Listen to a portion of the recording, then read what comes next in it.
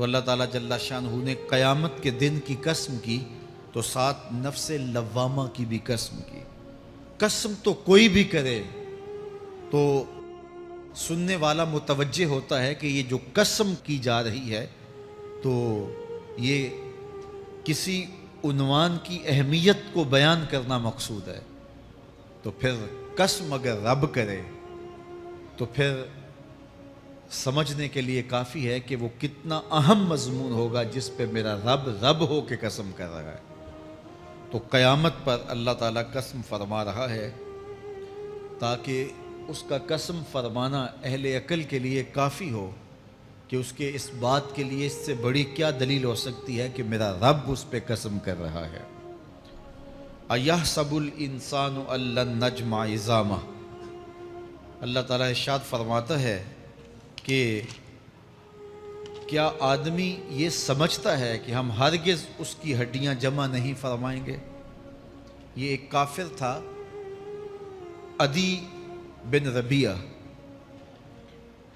یہ مراد ہے یہاں انسان سے۔ ایک روایت کے مطابق ابو جہل بن ہشام مراد ہے۔ تو یہ ابو جہل یا عدی بن ربیعہ یہ کہتے تھے کہ کیا ہڈیوں کو دوبارہ جوڑا جائے گا، دوبارہ ان کو جمع کیا جائے گا؟ یہ نہیں ہو سکتا، قیامت نہیں آ سکتی۔ وہ کہتے تھے یہ جہاں ہے بس ختم ہو جائے گا کام تمام، لہٰذا جو عزت پانی ہے، جو لذت حاصل کرنی ہے، جو عیش و عشرت کرنی ہے، جو کچھ کرنا ہے اسی جہان میں کر لو۔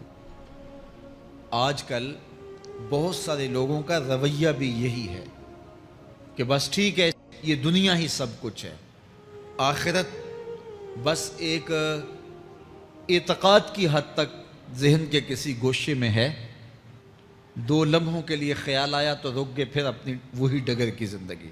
لیکن آخرت جب تیقن کی اس منزل تک پہنچ جائے پھر انسان کے اعمال کے اندر خود بخود جو ہے وہ نظم پیدا ہو جاتا ہے کہ چونکہ میں اللہ کے حضور پیش ہونا ہے اور ایک ایک عمل کا میں نے حساب دینا ہے۔ تو آخرت کے بارے میں یقین کی کمزوری انسان کو جو ہے وہ گناہوں کی دلدل میں پھنسا دیتی ہے، اس لیے آخرت کا یقین یہ بہت ضروری ہے تاکہ ہماری زندگی میں نظم پیدا ہو اور ہم اللہ کے حضور جھکنے والے، اس کے شکر گزار بندے، اس کی اتباع کرنے والے بنیں۔ تو اب وہ کافر کہتے تھے ابن ربیعہ یا ابو جہل کہ یہ جو ہڈیاں ہیں ان ہڈیوں کو کیسے دوبارہ زندہ کیا جائے گا۔ نضر بن حارث ایک کافر تھا، وہ کہیں سے قبرستان سے پرانی ہڈی اٹھا لایا اور وہ اتنی بوسیدہ تھی کہ ہاتھ کے لمس سے ٹوٹ ٹوٹ کے گرتی تھی، اور حضور کے پاس آ کھڑا ہوا اور آ کے کہنے لگا کہ کیا ان ہڈیوں کو دوبارہ زندہ کیا جائے گا؟ کون ہے ان کو جو دوبارہ زندہ کرے؟ اور ساتھ ہڈی توڑتا ہے اور اس کے ریزے زمین پہ گرتے ہیں۔ تو حضور علیہ السلام نے اللہ کی جانب سے اس کا جواب دیا۔ ذرا قرآن پڑھیے، سورہ یاسین کا آخری رکوع ہے، وَضَرَبَ لَنَا مَثَلًا وَنَسِیَ خَلْقَهُ قَالَ مَن يُحْیِی الْعِظَامَ وَهِیَ رَمِیمٌ۔ اب وہ باتیں کرنے لگ گیا ہے، اس کی زبان بولنے لگی ہے، اب کہاوتیں ہمارے لیے لاتا ہے، اور کیا کہتا ہے؟ مَن يُحْیِی الْعِظَامَ وَهِیَ رَمِیمٌ، ان ہڈیوں کو کون زندہ کرے گا جبکہ اتنی بوسیدہ ہو گئی ہیں؟ تو یہ نضر بن حارث حضور کے سامنے ہڈی لایا تھا اور توڑتا تھا اور کہتا تھا یہ ہڈیاں زندہ ہوں گی، ان ہڈیوں کو دوبارہ اٹھایا جائے گا جو اتنی بوسیدہ ہو گئی ہیں کہ ہاتھوں کا لمس بھی گوارا نہیں کرتی، اس کو دوبارہ زندہ کیا جائے گا؟ کون زندہ کرے گا؟ جواب سنو، قُلْ يُحْيِيهَا الَّذِي أَنشَأَهَا أَوَّلَ مَرَّةٍ، اے محبوب فرما دیجئے اب تو ہڈیاں موجود ہیں، جب ہڈیاں بھی نہیں تھیں تو جس رب نے انسان بنایا ہڈیوں کو جوڑ کے نہیں بنا سکتا۔ اب تو میٹیریل موجود ہے، جب میٹیریل بھی موجود نہیں تھا۔ هل أتى على الإنسان حين من الدهر لم يكن شيئا مذكورا، انسان پر وہ وقت بھی آیا ہے جب یہ قابل ذکر چیز ہی نہیں تھا، اس کا نقشہ نہیں تھا، اس کی صورت نہیں تھی، اس کا میٹیریل نہیں تھا، اس کا مادہ نہیں تھا، لیکن جس نے حضرت انسان بنایا پانی کی بوند سے تخلیق کیا، تو اب کیا وہ ہڈیوں کو جوڑ کر انسان نہیں بنا سکتا؟ تو یہ کفار بات کرتے تھے کہ نہیں نہیں نہیں، اتنی بوسیدہ ہڈیوں کو کیسے زندہ کیا جائے گا، یہ بات سمجھ میں نہیں آتی۔ پھر ان کے ذرے بکھر گئے، بعض انسانوں کو جانور چیڑ پھاڑ کے کھا گئے، کچھ وہ کھا گئے، کچھ ہڈیاں پڑی رہ گئیں، کچھ ان کی ہڈیاں راکھ بن کے اڑ گئیں۔ تو کیسے ہو سکتا ہے کہ ان کو دوبارہ زندہ کیا جائے، ان کے اجزاء جوڑے جائیں؟ اب یہ عدی بن ربیعہ نے بھی یہی کہا۔ اللہ ارشاد فرماتا یحسب الانسان ان لن نجمع عظامہ، یہ آدمی گمان کرتا ہے، کہتا ہے کیا ہڈیوں کو دوبارہ زندہ کیا جائے گا؟ اللہ فرماتا ہے کیوں نہیں، ہم اس بات پہ قادر ہیں کہ اس کے انگلیوں کے پور پور کو دوبارہ کھڑا کر دیں، اور اس کے اجزاء جو بکھرے ہوئے ہیں ان کو ہم اکٹھا کر کے دوبارہ ان کو جوڑ دیں، ہمارے لیے کوئی مشکل نہیں ہے۔ لیکن یہ اس کا خیال ہے کہ ہڈیوں کو کیسے جوڑا جائے گا، لیکن سورہ یاسین میں جو دلیل دی اس پہ کس قدر جو ہے وہ اشش کرنے کو جی چاہتا ہے۔ فرمایا کہ قل یحییھا الذی انشأھا اول مرہ، یہ کہتے ہیں یہ ہڈیاں کون جوڑے گا؟ کہا جب ہڈیاں بھی نہیں تھی، جس نے ہڈیاں بنائی اس کے لیے جوڑنا کیا مشکل ہے؟ تو یہ عجیب تم نے بات کی۔ تو اللہ تعالیٰ جل شانہ قیامت کے دن ہمارے وجود دوبارہ اٹھائے گا اور اپنے حضور بندوں کو کھڑا کرے گا اور ان سے سوال پوچھے گا۔ یہ نہیں ہے کہ جو مرضی کرتے گئے، ایک آدمی نے ظلم کیا، جبر کیا، زیادتیاں کی، لوگوں کا حق لوٹا، لوگوں کا مال غصب کیا، عزتیں پامال کی، اور اتنا مؤثر تھا کہ عدالتیں وہ خرید لیتا تھا، کچہریاں وہ خرید لیتا تھا، پولیس وہ خرید لیتا تھا، کوئی سے پوچھنے والا نہیں تھا، اس کی بات چلتی تھی، اس کا فون چلتا تھا، اس کا رکا چلتا تھا، عیش و عشرت کی زندگی گزاری اور مر گیا، ہزاروں کے حق غصب کر کے، ہزاروں کا مال ہڑپ کر کے، لوگوں کی آبروئیں لوٹ کے مر گیا اور قبر میں چلا گیا، بس قصہ ختم۔ اب نہ وہ اٹھے گا نہ اس سے حساب لیا جائے گا، تو پھر انصاف کہاں گیا؟ ایک عدالت ایسی ہونی چاہیے کہ جس عدالت میں اس کو بھی پکڑا جائے اور ٹکٹکی پہ باندھا جائے کہ دنیا پر تو کسی نے تجھے پکڑا نہیں، آ اس عدالت میں تیرے خلاف سلطانی گواہ بھی موجود ہیں اور تجھے گناہوں کا، جرم کا بدلہ بھی دیا جائے گا، اور منصف جو ہے وہ انصاف کرے اور ان مظلوموں کو کھڑا کیا جائے کہ دنیا پر تو تمہاری داد رسی کسی نے کی، اس دربار میں تمہاری پوری پوری داد رسی کی جائے گی۔ عقل مانتی ہے کہ ایک ایسا دربار ہونا چاہیے، ایسا احتسابی عمل ہونا چاہیے، ایک ایسی عدالت لگنی چاہیے کہ جس کا کہیں جسے انصاف نہیں ملا اس کو وہاں جا کے انصاف ملے، اور وہ دن قیامت کا دن ہے۔ اس کا یقین زندگی میں نظم پیدا کر دیتا ہے اور تھر تھر بدن کانپتا ہے کہ آج اگر ہم مؤثر بھی ہو جائیں اور کسی کے سامنے جواب دہ نہ ہوں، لیکن ایک عدالت تو ہے جہاں ہم نے جواب دہ ہونا ہے اور اپنے ایک ایک عمل کا حساب دینا ہے۔ تو اللہ ارشاد فرماتا ہے کہ اس عدالت کے سامنے تم نے پیش ہونا ہے، تمہارے جوڑ جوڑ کو اللہ تعالیٰ دوبارہ کھڑا کرے گا اور اس کو دوبارہ تخلیق کرے گا اور پیدا کرے گا، اور تم دوبارہ کھڑے ہو جاؤ گے، اس کے حضور پیش ہوگے۔ بل یرید الانسان لیفجر امامہ، بلکہ آدمی چاہتا ہے کہ اس کی نگاہ کے سامنے بدی کرے۔ استغفر اللہ۔ یہ ایک ظالم کافر تھا، وہ حضور کی خدمت میں آیا، کہنے لگا میں نہیں مانتا قیامت آئے گی۔ حضور نے اس کو دلائل دیے، تو جب دلائل کے سامنے بے بس ہو گیا تو کہنے لگا کہ جس قیامت کی آپ بات کرتے ہیں وہ قیامت آ بھی گئی تو میں نہیں مانوں گا۔ اللہ اکبر۔ تو وہ انکار کرنے والوں کی انتہا ہوتی ہے، اور ذرا دیکھیے وہ کیا بول رہا ہے، بل یرید الانسان لیفجر امامہ۔ اس کی سرکشی دیکھیے، اس کا تمرد دیکھیے۔ وہ کہتا ہے اچھا اگر قیامت قائم ہوئی تو یہ گناہ، یہ جرم، یہ بدی، یہ بدکاریاں، یہ ظلم جو میں کرتا ہوں، یہ بدکاریاں رب کے سامنے کروں گا۔ کیسی ڈٹائی ہے، مذاق اڑاتا ہے، تمسخر اڑاتا ہے آخرت کا۔ کہتا ہے جو بدیوں کا کاروبار میں نے گرم کیا ہے، جو بدکاریاں میری زندگی کا معمول ہیں، جو دادے عیش دیتا ہوں، جو عزتوں کو پامال کرتا ہوں، جو غریبوں کے پنجے توڑتا ہوں، جو لوگوں کا حق غصب کرتا ہوں، جو برائیاں کرتا ہوں، اگر قیامت قائم بھی ہو گئی تو میں یہ سارے جرم رب کے سامنے کروں گا، پھر وہ مجھے پکڑ کے دکھائے۔ اللہ اکبر۔ یسأل ایان یوم القیامہ، پھر پوچھتا ہے اچھا قیامت کب آئے گی؟ یہ تمسخر کے طور پہ پوچھتا ہے، لاؤ نہ قیامت، کب آئے گی قیامت، میں جرم رب کے سامنے کرنا چاہتا ہوں۔ اللہ اکبر۔ اب جواب سنیے، اب لفظوں کا ترجمہ اس زور سے کیا ہی نہیں جا سکتا جس زور کے لفظ ہیں۔ وہ کہتا ہے قیامت کب آئے گی، میں تو یہ جرم رب کے سامنے کرنا چاہتا ہوں، کوئی قیامت نہیں ہے، مذاق اڑاتا ہے، قیامت کب آئے گی؟ آواز آئی فَإِذَا بَرِقَ الْبَصَرُ وَخَسَفَ الْقَمَرُ وَجُمِعَ الشَّمْسُ وَالْقَمَرُ۔ جب قیامت آئے گی تو آنکھیں چندھیا جائیں گے، چاند بے نور ہو جائے گا، سورج اور چاند اکٹھے ہو جائیں گے۔ یقول الانسان یومئذ این المفر۔ آج جو کہتا ہے کہاں ہے قیامت، اس دن بھاگتا پھرے گا، کوئی پناہ گاہ ہو بتاؤ، کوئی ہے ٹھکانہ چھپنے کا، کوئی پناہ گاہ ہے؟ کلا لا وزر، آواز آئے گی کوئی ٹھکانہ نہیں ہے، آج کوئی ٹھکانہ نہیں ہے۔ الی ربک یومئذ المستقر، اگر ٹھکانہ ہے تو صرف رب کے پاس ہے، انہیں ٹھکانہ ملے گا جو رب کے بندے ہیں اور اس کی دہلیز پہ آنے والے ہیں۔ یُنَبَّأُ الْإِنسَانُ یومئذ بما قدم وأخر، اللہ تعالیٰ اس دن بتا دے گا جو آگے بھیجا اور وہ بھی بتا دے گا جو پیچھے چھوڑا، ایک ایک چیز تشت ازبام ہو جائے گی۔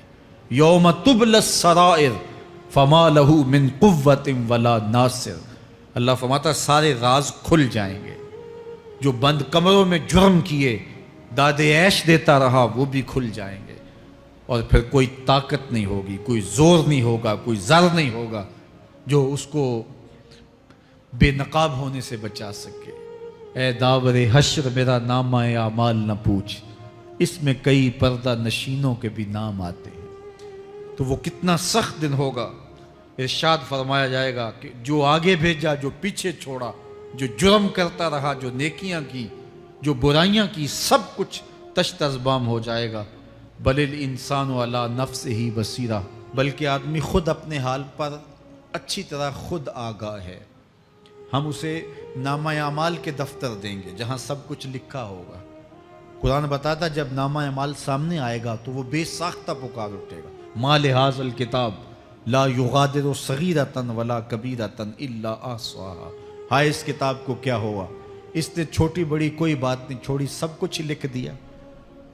نامہ اعمال سامنے ہوگے، زمین بولے گی، ہاتھ پاؤں بولیں گے، فرشتے بولیں گے، کرامن کاتبین بتائیں گے یہ کیا کیا جرم کرتا رہا، کیا کیا گناہ کرتا رہا۔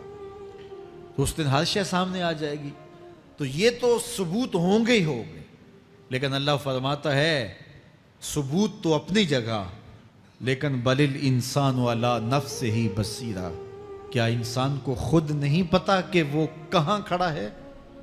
اس کو اپنے جرائم کی فہرست خود یاد ہے، اس کے ضمیر پہ خود اس کا بوجھ موجود ہے، اسے یہ نامہ اعمال نہ بتاتے، فرشتے نہ بتاتے، پھر بھی اسے پتا تھا کہ میں کیا ہوں اور کہاں میں نے جرم کیا ہے۔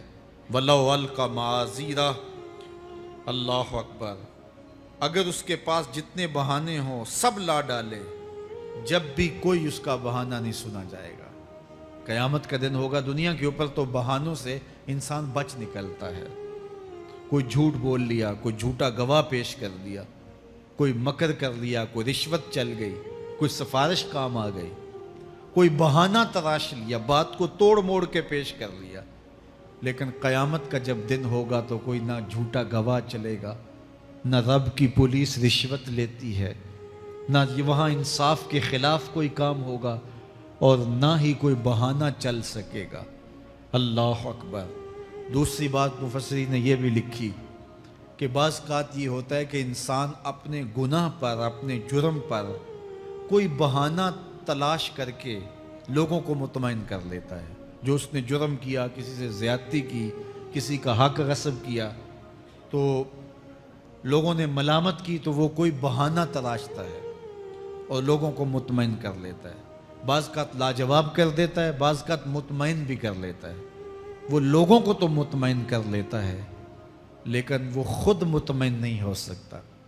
جس نے جرم کیا ہوتا ہے، جرم اس کو اندر سے ڈستا رہتا ہے، اس کا ضمیر اس کو ٹھوکریں مارتا رہتا ہے، اندر کی بے چینی اسے تنگ کرتی رہتی ہے، اگرچہ وہ دلائل سے، مکر و فریب سے باتوں کو توڑ موڑ کے عذر کر لیتا ہے، کوئی بہانہ بنا لیتا ہے، لیکن اس کے باوجود اس کے اندر کوئی چین، اندر کوئی اطمینان نہیں ہوتا۔ اللہ اکبر! تو مجرم بے چین رہتا ہے۔ آج ہماری بے چینیوں کا ایک سبب ہمارا مالک کی دہلیز سے منہ موڑنا اور بہت سارے دیدہ نادیدہ گناہوں کا ارتکاب کرنا ہے۔ جب ہم سے سستیاں ہو جاتی ہیں، کوتاہیاں ہو جاتی ہیں، تو وہ گناہ ہمارا پیچھا نہیں چھوڑتے اور ہمیں بے چین اور مضطرب رکھتے ہیں۔ تو بعض اوقات جو ہے وہ ہم کہتے ہیں کہ پتہ نہیں بے چینی کیا ہے۔ بے چینی گناہوں کی ہے۔ گناہ طبیعت میں بے چینی پیدا کر دیتا ہے، سکون نہیں آنے دیتا۔ اطمینان کی دولت چھن جاتی ہے جب کوئی شخص گناہ کرتا ہے، اور یہ لازمی نہیں ہے کہ وہ کسی کا حق غصب کرے، اس نے کسی کی عزت ہی پامال کی ہو، اس نے کسی کی آبرو پہ حملہ کیا ہو۔ اگر نماز چھوڑی ہے تو بے چینی یہ بھی کم نہیں ہے، یہ رب کی نافرمانی ہے۔ اگر اس کی نظر بھٹکی ہے تو یہ بھی کم بے چینی نہیں دیتی۔ اگر اس کا خیال بہکا ہے، اس نے زبان سے کسی کو دکھ دیا ہے، اس نے کسی کے لیے سب و شتم کا انداز اختیار کیا ہے، گالی گلوچ کا رنگ اختیار کیا ہے، تو پھر کیا ہوا کہ یہ بے چینی اندر کو توڑتی رہتی ہے۔ انسان چلتا پھرتا ہے لیکن اسے طمانیت نہیں ملتی، اسے سکون نہیں ملتا۔ سکون کب ملے گا؟ سکون تب ملتا ہے جب کسی سے زیادتی کی ہو تو اس سے جا کے معافی مانگ لی جائے، اور اس لجاجت کے ساتھ معافی مانگی جائے کہ وہ مجبور ہو جائے معاف کرنے پہ، تو پھر اندر طمانیت اتر جاتی ہے۔ اگر رب کی نافرمانیاں کی ہیں تو لیلۃ القدر کے دامن میں اس سے معافی مانگ لو، اتنی لجاجت سے معافی مانگو، اس قدر رو کے معافی مانگو، ترلے منت پہ اتر آؤ، ہاتھ جوڑو، آنسو بہاؤ، چیخو، چلاؤ، رو، اس کی دہلیز سے لپٹ جاؤ، اس سے اپنے گناہوں کی معذرت کرو۔ جب مالک نے معاف کر دیا، اندر کی ساری بے چینیاں مٹ جائیں گی، دل کو قرار مل جائے گا، دل کو تسکین نصیب ہوگی۔ تسکین اس کی دہلیز سے تمہیں ملے گی، یہ اندر سے پھوٹتی ہے، باہر سے نہیں آتی ہے۔ تسکین کے قافلے اندر ہی اترتے ہیں، اندر سے اس کے سوتے پھوٹتے ہیں، اس کے چشمے پھوٹتے ہیں۔ ہم باہر سے ڈھونڈتے ہیں، باہر سے تسکین نہیں ملتی، یہ اندر سے آئے گی۔ اس لیے اس دل کے اوپر لگے ہوئے میل کچیل کو، غلاظت کو دور کر لو اور کھرچ دو دل کے اوپر پڑے ہوئے جتنے بھی زنگ ہیں، تو پھر نتیجہ کیا ہوگا؟ دل ستھرا ہوگا، مصفا ہوگا، مزکا ہوگا، تو پھر دل پر نور ہوگا، تو پھر آپ کو زندگی گزارنے کا لطف اور سرور اور مزہ آنے لگ جائے گا۔ تو انسان جب دلیلیں تراشتا ہے، اس سے بعض اوقات اپنے آپ کو بھی مطمئن کرنے کی کوشش کرتا ہے، اوروں کو بھی مطمئن کر لیتا ہے، لیکن حقیقت میں اطمینان نہیں ہوتا، وہ بے چینی ہوتی ہے۔ تو اللہ تعالیٰ جل شانہ اس کہانی کو بیان کرتے ہوئے ایک اور مضمون کو بیان کیا، اور یہ بالکل درمیان میں جملہ معترضہ کے طور پہ جو ہے وہ نظر آ رہا ہے کہ بات تو چل رہی ہے، تو اچانک اللہ اپنے محبوب سے مخاطبہ فرماتا ہے اور کیا ارشاد کرتا ہے؟ لا تحرک بہ لسانک لتعجل بہ۔ تو یہ اچانک بات کیوں آ گئی؟ اصل بات یہ تھی کہ جب وحی نازل ہوتی تو آقا کریم علیہ السلام ہمہ تن گوش ہو کے اس وحی کو سنتے، پھر اس کو محفوظ کرنے کی فکر ہوتی کہ جو میں نے سنا ہے وہ اچھی طرح مجھے یاد ہو جائے، اور پھر آقا کریم علیہ السلام کی تیسری فکر یہ ہوتی کہ اس کے جو معارف ہیں، اسرار ہیں، اور اس کے جو ثمرات ہیں، اس کی جو تفصیلات اور نکلنے والے اس کے نتائج ہیں، وہ بھی اچھی طرح جو ہے وہ میں سمجھ پاؤں۔ تو یہ تین مشقتیں بیک وقت حضور گوارا کر رہے ہوتے۔ اب قیامت کا ہولناک منظر جو پیش کیا گیا، اور پھر انسان جب اپنے رب کی نافرمانی کرتا ہے تو جو اس کا حال ہوتا ہے، تو یہ سارے مضامین کو اللہ کے محبوب سن رہے تھے۔ حضور کے قلب اطہر پر گرانی آئی، اور میرے رب کو کیسے گوارا تھا۔ جو حضور سن رہے تھے جلدی جلدی اس کو زبان پہ لانا چاہ رہے تھے تاکہ وہ اچھی طرح ازبر ہو جائے، لیکن اللہ نے محبوب کی اس مشقت کو دیکھا تو فرمایا لا تحرک بہ لسانک لتعجل بہ۔ محبوب آپ اپنی زبان کو جنبش نہ دیں، آپ جلدی کرتے ہیں تاکہ وہ جو میں نے سنا ہے وہ میری زبان پہ آ جائے، ان علینا جمعہ و قرآن، یہ ہمارے اوپر ہے، ہم آپ کے دل میں جمع بھی کریں گے، جو آپ کو سکھایا ہے وہ آپ کو یاد بھی رہے گا، وہ آپ بھول نہیں سکیں گے۔ فَإِذَا قَرَأْنَاهُ فَاتَّبِعْ قُرْآنَ، اور جب ہم پڑھ لیں تو پھر اس کے بعد آپ اس کو دہرائیں پڑھیں۔ ثُمَّ إِنَّ عَلَيْنَا بَيَانًا، پھر اس کی تفصیل بھی ہمارے ذمہ ہے، اس کا بیان بھی ہمارے ذمہ ہے۔ اس سے وہ لوگ جو حجیت حدیث کا انکار کرتے ہیں اور پھر وہ کہتے ہیں کہ نہیں بس قرآن مجید کی آیات ہی ہیں، اس کے علاوہ اور کچھ نہیں ہے، وہ من اللہ نہیں ہے، تو یہاں غور کرنا ہے۔ ثم ان علینا بیانہ فرمایا گیا، پھر ہمارے اوپر ہے اس کا بیان جو آپ کو ہم القاء کریں۔ اور آقا کریم نے فرمایا، سنن نسائی کی روایت ہے، انما اوتیت القرآن ومثلہ معہ، مجھے قرآن دیا گیا اور قرآن جتنے اور علوم بھی میرے سینے میں رکھے گئے۔ تو صرف قرآن ہی نہیں اتارا گیا حضور کے سینے میں، حضور کے سینے میں بہت کچھ نازل کیا۔ حضور کا سینہ گنجینہ ہے اسرار و معانی کا، اور اللہ تعالیٰ جل شانہ نے اپنے محبوب کو بہت کچھ عطا کیا۔ یہ بیان کرنے کے بعد فرمایا، کلا بل تحبون العاجلہ وتذرون الآخرہ۔ اللہ اکبر، کوئی نہیں بلکہ یہ جو تم لوگ ہو اے کافرو، تم اس چیز کو پسند کرتے ہو جو بالکل نقد ہے، جو جلد ملنے والی ہے۔ دنیا کا سودا نقد ہے، دنیا کے نفع نقد ہیں، دنیا کی لذات نقد ہیں۔ شیطان کہتا ہے اب چوری کرو اب مال آئے گا، اب زنا کرو اب لذت ملے گی، اب ڈاکہ کرو اب امیر ہو جاؤ گے۔ تو دنیا کے سودے نقد ہیں اور آخرت کے وعدے ادھار ہیں۔ وہ ارشاد فرمایا، بل تحبون العاجلہ، تم دنیا کی جو عاجل چیزیں ہیں، جو بالکل نقد سودے ہیں، تم ان کے پیچھے پڑتے ہو، وتذرون الآخرہ، اور آخرت کو چھوڑتے ہو۔ دوسرے مقام پہ ارشاد فرمایا سورہ الاعلیٰ میں، بل تؤثرون الحیات الدنیا والآخرۃ خیر وابقی، تم دنیا کی جیتی زندگی کو ترجیح دیتے ہو، حالانکہ آخرت بہتر بھی ہے اور دائمی بھی۔ میں آپ کی توجہ چاہوں گا، آخرت بہتر بھی ہے اور دائمی بھی، لیکن تمہاری ترجیح یہ دنیا ہے جس کی آخرت کے مقابلے میں کوئی حیثیت ہی نہیں ہے۔ حضور نے ارشاد فرمایا، اگر کسی کو جنت میں ایک کوڑا رکھنے کی جگہ مل جائے، ایک ڈنڈا رکھنے کی جگہ مل جائے، دنیا و ما فیہا کی دولتوں سے وہ زیادہ قیمتی ہے۔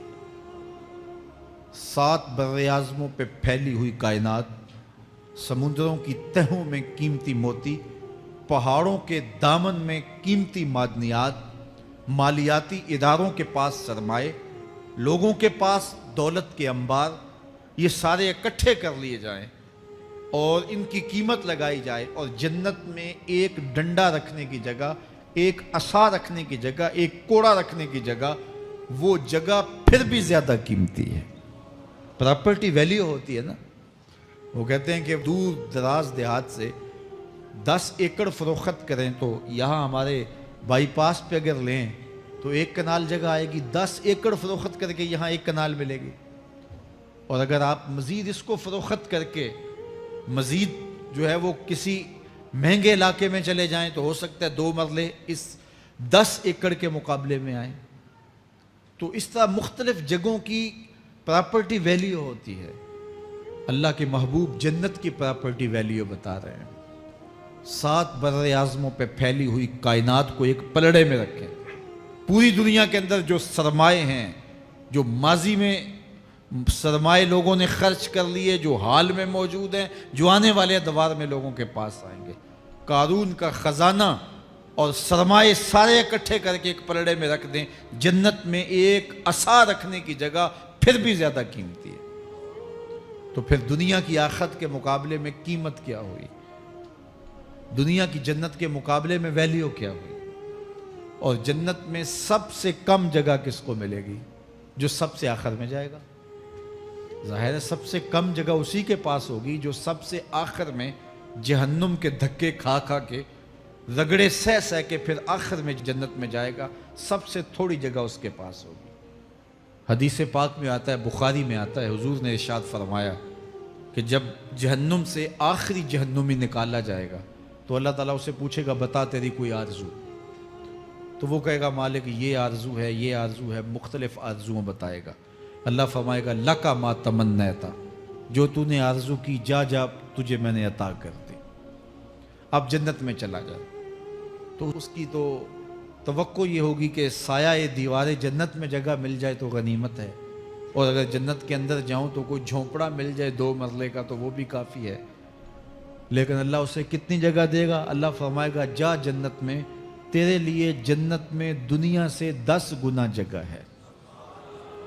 7 بر اعظموں کو 10 سے ضرب دے تو کہا کہ دنیا سے 10 گنا جگہ تیرے لیے۔ اس کو یقین ہی نہیں آئے گا، وہ کہے گا اتسخر وانت الملک، میرے رب تو بادشاہ ہو کے مجھ سے مذاق کر رہا ہے؟ اللہ فرمائے گا نہیں، تیرے لیے 10 گنا جگہ ہے، اور اس کے لیے 10 گنا جگہ ہوگی جو سب سے آخر میں جنت میں جائے گا۔ میں آپ کی توجہ چاہوں گا، جو آخری جنتی ہے اس کے پاس کتنی جگہ ہوگی، کتنی پراپرٹی ہوگی؟ آج تو 2 10 20 50 مربع کسی کے پاس ہوں تو وہ اتراتا ہوا چلتا ہے کہ میں اتنا بڑا ذمہ دار ہوں۔ جنت میں آخری جنتی کی جگہ کتنی ہوگی؟ دنیا سے 10 گنا جگہ۔ تو داتا گنج بخش علی حجویری کی جاگیروں کا عالم کیا ہوگا؟ بابا فرید الدین گنج شکر کی جاگیروں کا عالم کیا ہوگا؟ پھر اصحاب رسول کی جاگیروں کا عالم کیا ہوگا؟ قیمتی کتنی جگہ کہ ایک ڈنڈا رکھنے کی جگہ مل جائے، دنیا و ما فیہا سے وہ قیمتی، اور وہ قیمتی جگہ دنیا سے 10 گنا جگہ اس کو دی جائے گی جو سب سے آخر میں جائے گا۔ تو مجھے بتائیے اس سے بڑا بے وقوف کوئی ہے جو آخرت کو برباد کر کے دنیا کا سودا کرتا ہے؟ بل توسرون الحیات الدنیا والآخرۃ خیر و ابقا، کہا آخرت بہتر بھی ہے اور دائمی بھی ہے، نہ ختم ہونے والی زندگی ہے۔ تو یہاں بھی ارشاد فرمایا کلا بل تحبون العاجلہ وتذرون الآخرہ، تم نقد کے پیچھے دوڑتے ہو، آخرت جو ادھار ہے اس کی پرواہ نہیں کرتے ہو۔ یہ نقد تمہیں مل بھی جائے، پہلی تو بات ہے ملتی نہیں ہے، دنیا تمہارے آگے بھاگتی ہے اور تم پیچھے بھاگ رہے ہو۔ کچھ حصہ تمہیں مل بھی گیا تو وہ کتنے سالوں کے لیے؟ 60 سال 70 سال، یہ تو بڑی لمبی زندگی ہیں۔ ہمارے ہاں 45 سال ایوریج نکالی گئی ہے۔ 60 سال بھی کوئی جی لے، 70 سال بھی کوئی جی لے، کیا حیثیت ہے آخرت کے مقابلے میں؟ آخرت کا ایک دن یوم حشر قرآن بتاتا ہے 50,000 سال کا ہوگا۔ 50 سال کا نہیں، 100 سال کا نہیں، 50,000 سال کا ایک دن۔ پھر اس کے بعد نہ ختم ہونے والی زندگی، مینڈے کی شکل میں موت کو بھی ذبح کر دیا جائے گا، موت کو بھی موت آ گئی، اب موت نہیں ہے، نہ ختم ہونے والی زندگی۔ اور جو جنت میں چلا گیا سب سے آخر میں جانے والے کی یہ جائیدادیں۔ تو اصل زندگی تو آخرت کی زندگی ہے۔ کلا بل تحبون العاجلہ وتذرون الآخرہ، یہ تو ایک سودا ہے۔ اب اللہ تعالیٰ ایک اور چیز بتا رہا ہے، ذرا غور کیجئے۔ دنیا کی محبت دل میں ایسی پیدا ہو گئی کہ ہمیں سال کے بعد ماہ سیام میں مسجد میں آنا نصیب ہوتا ہے، اور ہم اپنی ہی دنیا میں مگن ہیں کہ یہی دنیا سب کچھ ہے۔ یہ کائنات بھی دیکھو، میرا رب بیان کر رہا ہے وجوہ یومئذ ناظرہ الی ربہا ناظرہ۔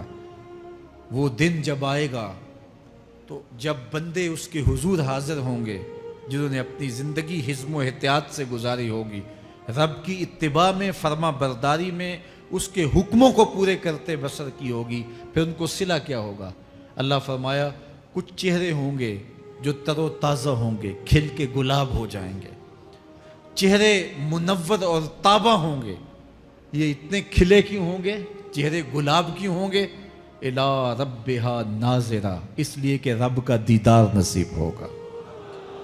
رب کا دیدار نصیب ہوگا تو چہرے کھل جائیں گے اور چہرے شگفتہ ہو جائیں گے، چہرے تر و تازہ ہو جائیں گے۔ یار کوئی پرانا دوست مل جائے اور آپ سخت صدمے کے ماحول میں ہوں تو اچانک اسے دیکھ لیں تو آپ کا چہرہ کھل جاتا ہے اور آپ کا چہرہ گلاب بن جاتا ہے، تو پھر کیا منظر ہوگا؟ دنیا کے تھکے ہوئے لوگ، جنگوں کے ستائے ہوئے لوگ، بدر، احد، حنین اور کربلا کی سختیاں گوارا کیے ہوئے لوگ، تہجد کے اندر لمبا قیام کر کے راتوں کی تنہائیوں کے تھکے ہوئے لوگ، حلال کھایا حرام نہیں کھایا اور دنیا سے پیچھے رہ گئے، دنیا آگے چلی گئی اور یہ حلال کی تلاش میں بظاہر پیچھے رہ گئے۔ گھر والے بھی تانے دیتے ہیں کہ تم تو پیچھے رہ گئے، دنیا کہاں چلی گئی، تمہارے رشتہ دار کہاں چلے گئے۔ تانے اور تانوں تشنی کے برستے تیر سہے ساری زندگی گزار دی۔ دکھوں کے مارے ہوئے یہ شخص جب قیامت کے دن اپنے رب کے حضور جائیں گے تو اللہ رخ انور سے نقاب ہٹا دے گا، پھر کیا ہوگا؟ اللہ کا دیدار ہوگا تو یہ چہرے کھل جائیں گے، ساری تھکن اتر جائے گی، جنم جنم کی ساری تھکن اتر جائے گی اور چہرے شگفتہ گلاب بن جائیں گے۔ اللہ فرمائے گا دیکھو ان کے چہرے کیسے کھلے ہوئے، وجوہ یومئذ ناظرہ الی ربہا ناظرہ۔ یہ تو خوش نصیب لوگوں کے چہرے ہیں۔ ووجوہ یومئذ باسرہ، اور پھر اس دن کچھ منہ بگڑے ہوئے ہوں گے۔ کیسے بگڑے ہوں گے؟ پاؤں میں درد ہو تو چہرے پر بگاڑ ہوتا ہے، پیٹ میں درد ہو تو چہرہ اچھا دکھائی نہیں دیتا، کان میں درد ہو، آنکھ میں درد ہو، سر میں درد ہو تو چہرہ بگڑ جاتا ہے۔ اور ان کے چہرے اتنے بگڑے ہوں گے، کوئی آنے والا خوف طاری ہو تو چہرے بگڑ جاتے ہیں۔ اور انسان کے چہرے کی ہوائیاں اڑی ہوتی ہیں، اب ان کے چہروں کی ہوائیاں اڑی ہوں گی۔ کیوں؟ قرآن بتاتا ہے تظن ان یفعل بہا فاقرہ، یہ ڈر رہے ہوں گے کہ ہمارے ساتھ اب جو سلوک ہونے والا ہے وہ کمر کی ہڈی توڑ دے گا۔ ہم نے رب کے حکموں کو توڑا، ہم نے پرواہ نہیں کی، ہم سمجھے دنیا میں آئے ہیں تو ہماری دنیا ہے، آوارہ ہوں، خواہشات نفس کے مطابق زندگی گزاریں، آنکھیں بے حیائی میں لگی رہیں، سوچیں آوارگی میں لگی رہیں، کان نغمے سنتے رہے، زبان جھوٹ بکتی رہی، ظلم و جبر کا بازار گرم رکھا، عصمتیں عزتیں پامال کرتا رہا، لوگوں کا مال لوٹتا رہا، حق غصب کرتا رہا، کلیجے اور دل چیرتا رہا، لوگوں کو زخمی کرتا رہا، لوگوں کے جذبات سے کھیلتا رہا، پرواہ نہیں کی کہ یہ دنیا ہے، امتحان گاہ ہے، چند دنوں کے لیے آئے ہیں، اللہ کے حضور پیش ہونا ہے، عملوں کا حساب ہونا ہے۔ اب جب وہ دیکھیں گے کہ ہمارے ساتھ کیا ہونے والا ہے تو ان کے چہرے پہلے بگڑ جائیں گے۔ کیوں؟ وہ گمان کریں گے کہ ان کی ریڑھ کی ہڈی توڑ دی جائے گی، ایسے عذاب آئیں گے جس طرح کسی کی ریڑھ کی ہڈی ٹوٹ جائے تو اس کا چہرہ شگفتہ گلاب تو نہیں ہوتا، اس کا چہرہ جو ہے وہ تو کس قدر مرجھایا ہوا ہوتا ہے۔ تو اللہ ارشاد فرماتا ہے اس طرح ان کے چہرے ہوں گے۔ ابھی عذاب آیا نہیں ہے لیکن چہرے پہلے اترے ہوئے ہوں گے، اور جب عذاب کی بھٹی میں ڈالے جائیں گے، اللہ اکبر، اور وہ سخت عذاب، حضور نے جبریل امین سے پوچھا مجھے جہنم کے عذابوں کا ذکر سناؤ۔ عرض کی حضور سب سے ہلکے عذاب کی کہانی سناتا ہوں، اور وہ یہ کہ جہنمی کے پاؤں میں آگ کا جوتا رکھا جائے گا، باقی پورا بدن اس کا سلامت ہوگا۔ یہ سب سے ہلکے عذاب کی کیفیت ہے۔ اب پاؤں میں آگ کا جوتا ہوگا، حدت، گرمی، شدت اتنی ہوگی کہ دماغ پگھل کے ناک اور کانوں کے راستے سے باہر آ جائے گا۔ پاؤں میں رکھے ہوئے جوتے کی گرمی دماغ کو ایسے چڑھے گی کہ وہ پگھل جائے گا اور ناک اور کانوں کے راستے سے باہر آ جائے گا۔ تو اللہ کے عذاب کے خوف سے چہرے بگڑ جائیں گے، حالت سلامت نہیں رہے گی۔ یہ بات ذہن میں رکھیں کہ اللہ جس کو جہنم میں ڈالے گا اس کو اس صورت میں نہیں ڈالے گا، یہ محمدی صورت ہے، یہ شکل اس کی چھین لی جائے گی اور اس کی شکل بڑی کر دی جائے گی۔ اس کا ایک ایک دانت احد پہاڑ جتنا ہوگا۔ احد پہاڑ کا پھیلاؤ 15 کلومیٹر پہ ہے، 15 کلومیٹر کا ایک دانت، اور 32 دانت کتنے ہوں گے تو منہ کتنا بڑا ہوگا۔ اس کو اتنا بڑا اس لیے کیا جائے گا تاکہ وہ عذاب کی تکلیف زیادہ سہے۔ 70 گز موٹی کھال ہوگی اور کھال جل جائے گی تو اللہ قرآن میں فرماتا ہے ہم نئی کھال دے دیں گے تاکہ عذاب کی تکلیف اس کو گوارا کرنی پڑے۔ پھر چیخے گا، چلائے گا، ہائے مجھے پانی دو، پانی دو، پیاس کی شدت ہے۔ 70 سال تک تو اس کی کوئی آواز ہی نہیں سنے گا۔ 70 سال کے بعد داروغہ جہنم چیخ کر کہے گا کیا مانگتا ہے؟ وہ بولے گا مجھے پانی چاہیے۔ کہا جائے گا تو بے بھی ملتا ہے پانی۔ پھر داروغہ جہنم اسے پانی دے گا، कोका कोला की बोतल देगा या पेप्सी थमा देगा या मिनरल वाटर की बोतल देगा? नहीं, कुरान बताता है उसे माए हमीम दिया जाएगा, खौलता हुआ पानी, और वो इतना गर्म होगा जब पीने के लिए चेहरे के करीब करेगा, उससे उठती हुई भाप की वजह से चेहरे की खाल उधड़ के उसके अंदर गिर पड़ेगी, लेकिन इसके बावजूद उसको पीना पड़ेगा।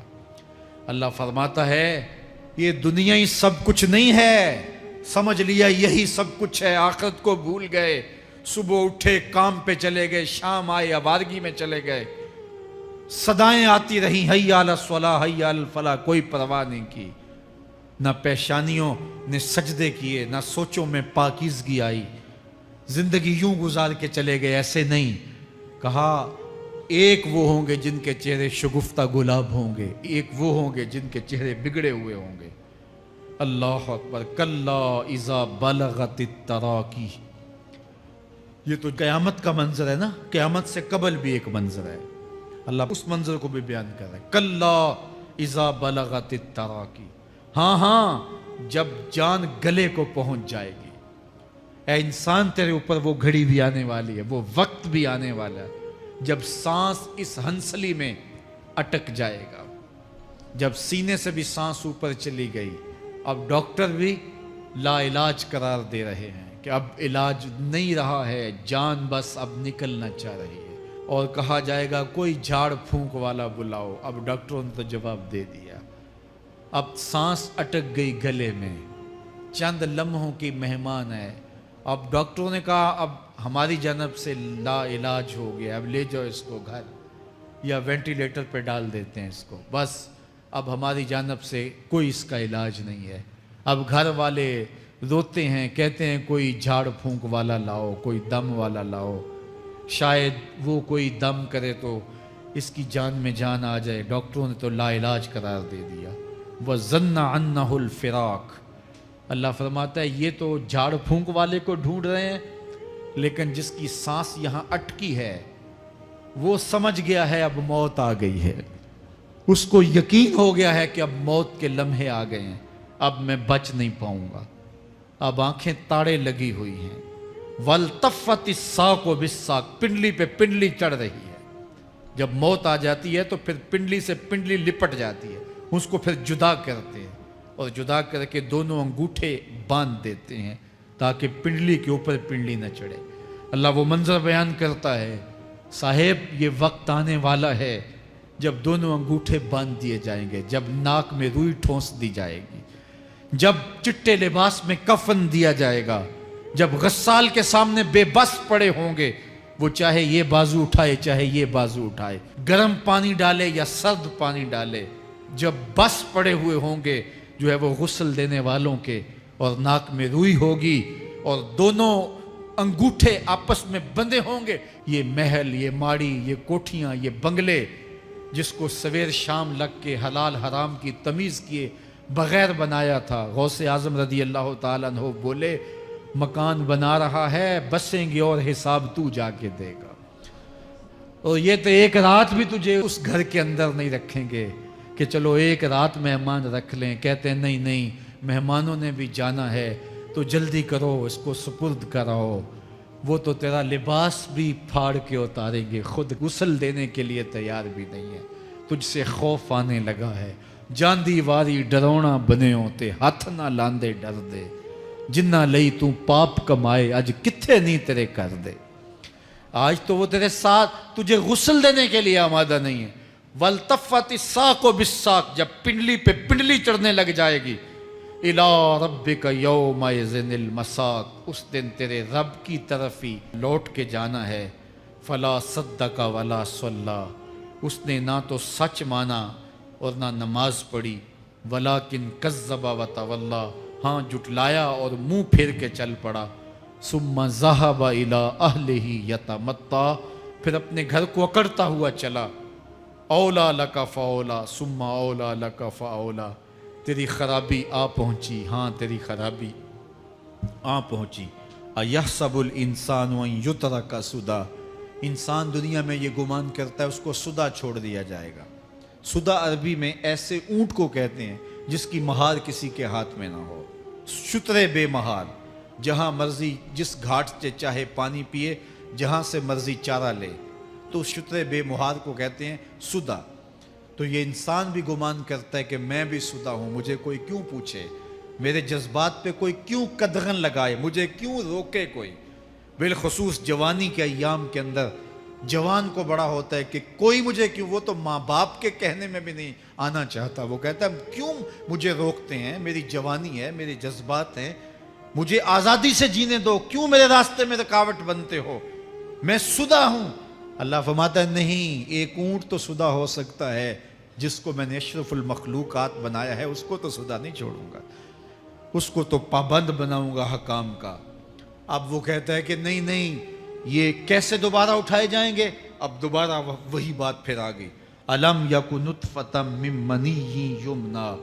اللہ فرماتا ہے ایک بوند تھی نا، پانی کا ایک قطرہ تھا جو رحم مادر میں رکھا گیا، ثم کان علقہ، پھر وہ پانی کا قطرہ لوتھڑا بنا، فخلق فسوی، پھر اللہ نے اسے پیدا فرمایا اور پھر ٹھیک ہموار کیا، فجعل منہ الزوجین الذکر والانثی، پھر اس سے وہ جوڑ بنائے، کوئی مرد بنایا کوئی عورت بنائی۔ کہا اب غور کر، اب تیری آنکھیں دیکھتی ہیں، بجلیاں چمکتی ہیں، تیری زبان کا طوطی بولتا ہے، لوگ اشش کرتے ہیں تیری گفتگو پہ، تیری گفتار پہ صدقے جاتے ہیں، تیرے لہجے کے جمال کو دیکھتے ہیں، تیرے سینے کا زور، تیرے پنجوں کی طاقت، تیری دماغ کی تیزیاں اور تیری سوچوں کے اجالے، تیری زوردار ٹانگیں، تیرے کڑیل بازو اور تیری چوڑی چھاتی اور تیرے گلاب کی پتیوں جیسے ہونٹ، اے انسان یہ سب کچھ کہاں تراشا گیا؟ ماں کے رحم میں، اس تاریکی میں جو 3 پردوں میں تھی، تیرا سر تیرے گھٹنوں میں تھا، اور تیرے رب نے وہاں تیرے اندر نسوانیت یا رجولیت کی صلاحیتیں پیدا کی، تیری آنکھوں میں چمک پیدا کی، تیرے کانوں میں نغمے بکھیرے، تیری زبان کے پٹھوں پہ قوت ذائقہ رکھی، تجھے بولنے کی صلاحیت دی، تیرے پنجوں میں زور رکھا۔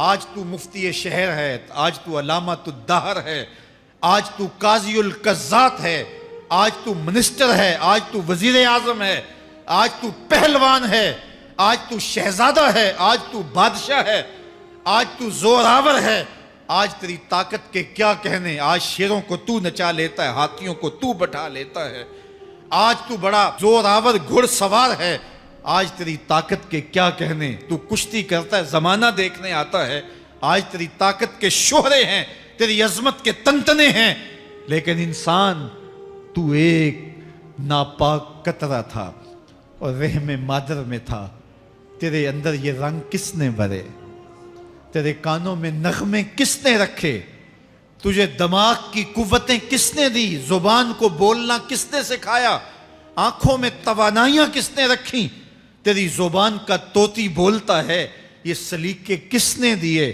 پھر اللہ فرمایا، کتنا زوردار بیان ہے، الیس ذالک بقادر علی ان یحیی الموتیٰ، جو ماں کے پیٹ میں ایک نطفے کو ایک خوبصورت انسان بنا سکتا ہے، ہڈیوں کو جوڑ کے دوبارہ انسان نہیں بنا سکتا؟ کیا وہ دوبارہ تجھے کھڑا نہیں کر سکتا اپنے سامنے پیش ہونے کے لیے، جس کے حکموں کو تو نے توڑا ہے، جس کے فرامین کا تو نے مذاق اڑایا ہے؟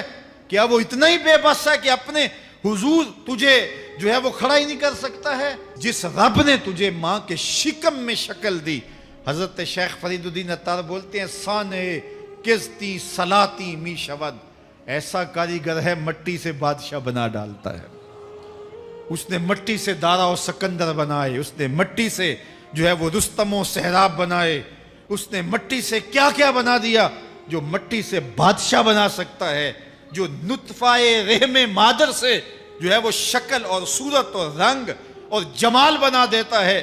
تیری صورت نکھرتی ہے، تیرے ہونٹ گلابی ہیں اور تیری نرگسی آنکھیں ہیں، تیرے ریشمی بال ہیں اور تیری خوبصورت رنگت ہے، تو چال چلتا ہے تو لگتا ہے قیامت چل رہی ہے، تیرا قد رانا جو ہے وہ صنوبر کو شرماتا ہے، تیری گفتار کے تنتنے ہیں، جس نے اتنی خوبصورت شکل ماں کے رحم میں بنائی، کیا وہ ہڈیوں کو جوڑ کے دوبارہ انسان نہیں بنا سکتا؟ وہ دوبارہ انسان بنائے گا اور پھر تجھے اپنے حضور کھڑا کرے گا۔ اور ایک حدیث میں آتا ہے اللہ بندے کو اپنے حضور کھڑا کرنے کے بعد اپنے سامنے سے ہٹنے نہیں دے گا جب تک 5 سوال نہیں پوچھ لے گا۔ ان عمرہ ہی فیما افنا ہو، اس کی عمر کے بارے میں پوچھے گا کہاں ضائع کی؟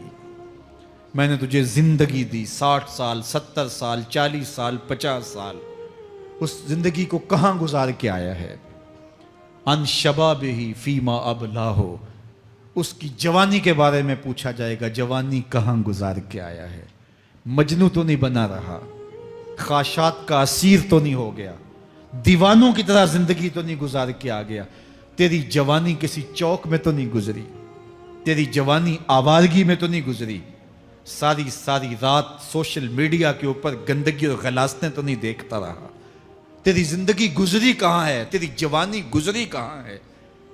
اگر کوئی جواب نہ ہوا تو پھر کیا جواب دے گا؟ اور وہ کتنا خوش نصیب ہوگا جو کہے گا مالک میری جوانی سجدوں میں گزری، میری جوانی قیام میں گزری، میری جوانی رکوع میں گزری۔ میرے حضور فرماتے ہیں سبعۃ یظلھم اللہ فی ظلہ یوم لا ظل الا ظلہ، 7 اشخاص ایسے ہیں قیامت کے دن جب کوئی سایہ نہیں ہوگا، اللہ ان 7 کو اپنے عرش کا سایہ دے گا۔ ان میں سے دوسرا شخص میرے حضور نے بیان فرمایا وشاب نشأ فی عبادت اللہ، وہ جوان جس کی جوانی اللہ کی عبادت میں گزری۔ جوانوں اپنی زندگی کو مالک کی دہلیز پہ لے آؤ۔ جوانی وہی ہے جو مالک کی چوکھٹ پہ گزرے۔ اپنے دل کا تعلق جوڑو، عشق کرنا ہے تو پھر آمنہ کے لال سے کرو، محبت کا رشتہ ان سے جوڑو، تعلق کا ربط ان سے قائم کرو، جوانی کو دین کی راہ پہ ڈالو۔